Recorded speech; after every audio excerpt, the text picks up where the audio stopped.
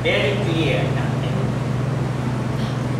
Talaga bang ganun yung gusto lumabas sa kantang yun? Yung talagang pag na bagbag yung damdamin nila na hindi na sila makikita. Di ba it's about two people who will never meet again?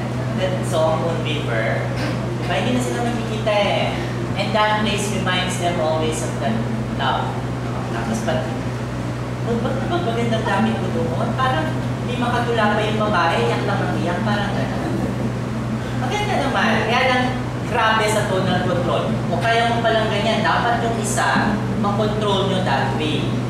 Very smooth ang atake ng batang ito. Ang galing niya, very smooth. But the ligo doon should not be smooth. Tandaan mo, ha? Next.